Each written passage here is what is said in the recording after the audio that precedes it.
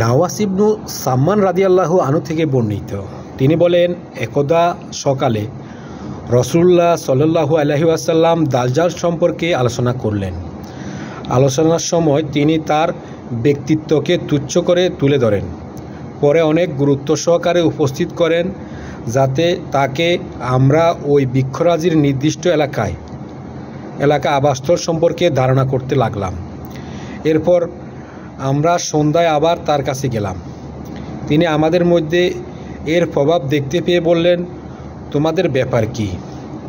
আমরা বললাম, হে আল্লাহর রাসূল, আপনি সকালে দাজ্জাল সম্পর্কে আলোচনা করেছেন এবং এতে আপনি কখনো ব্যক্তিত্বকে তুচ্ছ করে তুলে ধরেছেন, আবার কখনো তার ব্যক্তিত্বকে বড় করে তুলে ধরেছেন। ফলে আমরা মনে করছি যে দাজ্জাল বুঝি এই বাগানের মধ্যেই বিদ্যমান। এই কথা শুনে তিনি বললেন, দাজ্জাল নয়, বরং তোমাদের ব্যাপারে অন্য কিছুর আমি অধিক ভয় করছি। তবে শোনো, আমি তোমাদের মধ্যে বিদ্যমান থাকা অবস্থায় যদি দাজ্জালের আত্মপ্রকাশ হয়, তবে আমি নিজেই তাকে প্রতিহত করব, তোমাদের প্রয়োজন হবে না। আর যদি আমি তোমাদের মাঝে না থাকা অবস্থায় দাজ্জালের আত্মপ্রকাশ হয়, তবে প্রত্যেক মুমিন লোক নিজের পক্ষ হতে তাকে প্রতিহত করবে। প্রত্যেক মুসলিমের জন্য আল্লাহ তাআলাই হলেন আমার পক্ষ হতে তত্ত্বাবধানকারী।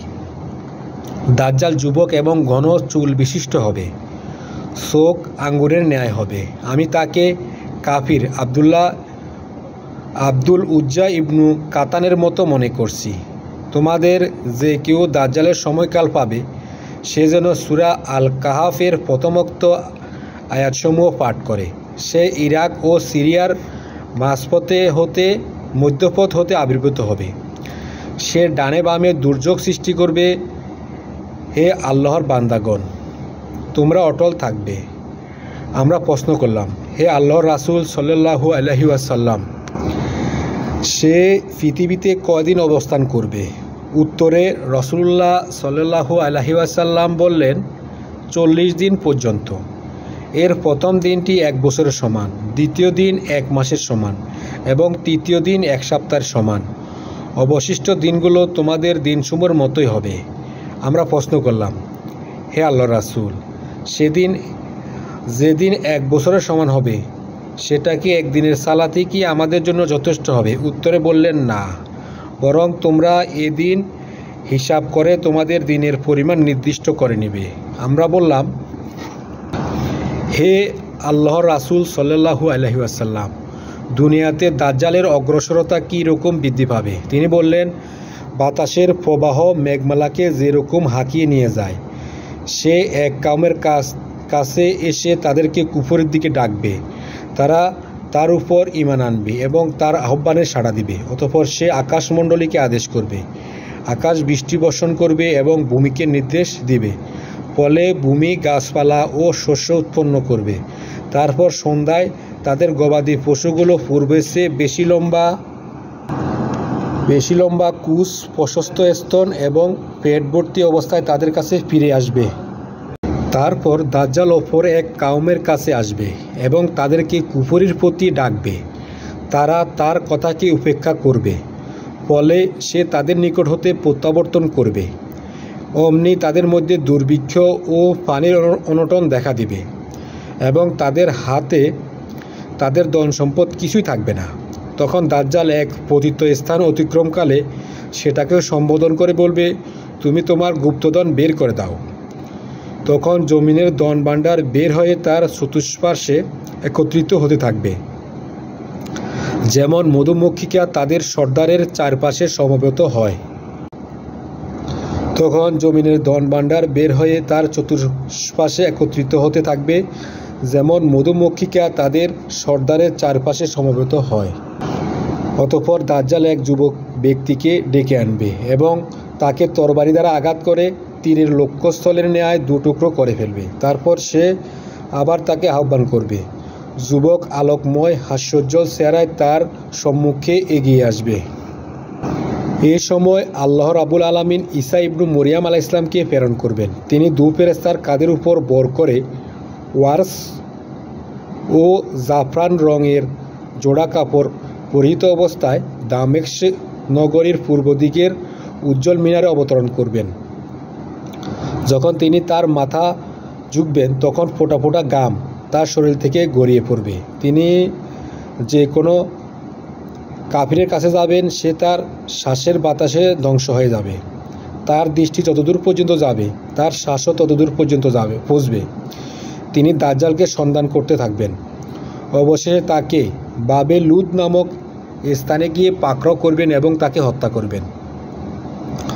অতঃপর ঈসা আলাইহিস সালাম ওই সম্প্রদায়ের নিকট যাবেন যাদেরকে আল্লাহ তাআলা দাজ্জালের বিপর্যয় থেকে রক্ষা করেছেন। ঈসা আলাইহিস সালাম তাদের কাছে গিয়ে তাদের চেহারায় হাত বুলিয়ে জান্নাতে তাদের স্থানসমূহের ব্যাপারে খবর দিবেন। এমন সময় আল্লাহ তাআলা ঈসা আলাইহিস সালামের প্রতি এ মর্মে ওরাহে অবতীর্ণ করবেন যে, আমি আমার এমন বান্দাদের আবির্ভাব ঘটিয়েছি যাদের সঙ্গে কারোই যুদ্ধ করার ক্ষমতা নেই। অতঃপর তুমি আমার মুমিন বান্দাদেরকে নিয়ে তুর পাহাড়ে চলে যাও। তখন আল্লাহ তাআলা ইয়াজুজ মাজুজ কাউমকে পাঠাবেন।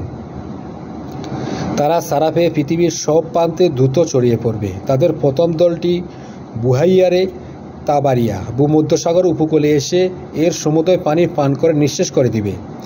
তারপর তাদের সর্বশেষ দলটি ওই স্থান দিয়ে যাত্রাকালে বলবে, এ সমুদ্রে কোনো সময় পানি ছিল কি? তারপর আল্লাহ নবী ঈসা আলাইহিস সালাম এবং তার সাথীদেরকে অবরোধ করে রাখবেন। ফলে তাদের নিকট একটি বলদের মাথা বর্তমানে তোমাদের নিকট 100 দিনারের মূল্যের চেয়ে অধিক মূল্যবান প্রতিপন্ন হবে। তখন আল্লাহর নবী ঈসা আলাইহিস সালাম এবং তার সঙ্গীগণ আল্লাহর নিকট প্রার্থনা করবেন। ফলে আল্লাহ তাআলা ইয়াজুজ মাজুজ সম্প্রদায়ের প্রতি আযাব পাঠাবেন। তাদের গাড়ে এক প্রকার পোকা হবে। এতে একজন মানুষের মৃত্যুর মতো তারা সবাই মরে নিঃশেষ হয়ে যাবে। তারপর ঈসা আলাইহিস সালাম ও তার সঙ্গীগণ পাহাড় হতে জমিনে বেরিয়ে আসবেন, কিন্তু তারা অর্ধ হাত জায়গা এমন পাবে না যথায় তাদের পচা লাশ ও লাশের দুর্গন্ধ নেই।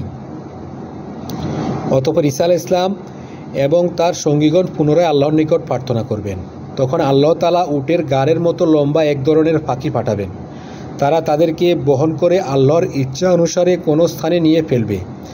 এরপর আল্লাহ এমন মুষলধারে বৃষ্টি বর্ষণ করবেন যার ফলে কাঁচা পাকা কোনো গৃহই আর অবশিষ্ট থাকবে না। এতে জমিন বিদ্যুৎ হয়ে উদ্ভিদ শূন্য মৃত্তিকায় পরিণত হবে। অতঃপর পুনরায় জমিনকে এই মর্মে নির্দেশ দেওয়া হবে যে, হে জমিন, তুমি আবার